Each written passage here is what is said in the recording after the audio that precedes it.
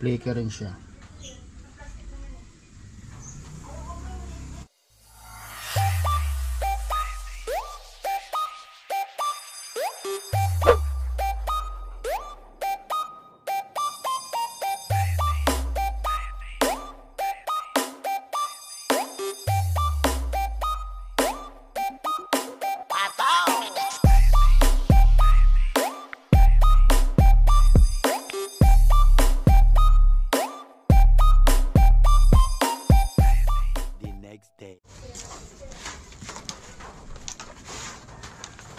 Okay, ito na.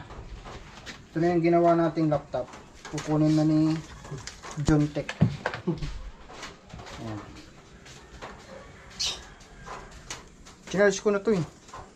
Huwag muna tanggalin yung plastic ko. Kasi sa warranty.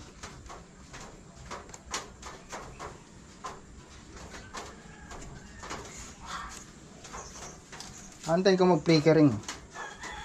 Kung mag-flicker pa rin siya. Updated pa rin, no?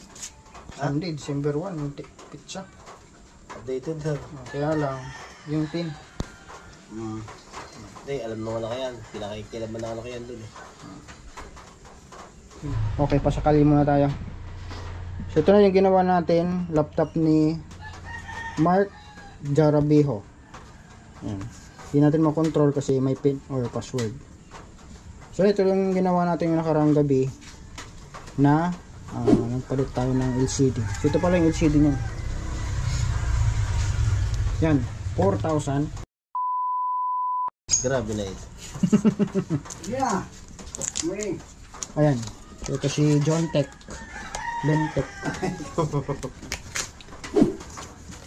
So, ito yung ginawa natin ng nakarang gabi. Wala naman tayong ibang ginalaw dyan kundi nagpalit lang tayo ng screen. At, ayan na. Kumbaga, siningit lang natin to sa mga gawa natin dito. Kasi hindi naman natin expertise yung laptop. So, pero kaya naman kung palit LCD. So, kayang-kaya. Pero pag sinabing software na, wala. Pass tayo dyan. Wala tayong pang software o yung pang install ng OS. Yan, okay na. So, mayroon pa siya plastic yan. So, sakto kasi may warranty siya. One month pala warranty to. Basta wag lang daw tanggalin yung plastic. At basta walang basag, papalitan nila. Kaya siyempre, kailangan yung resibo.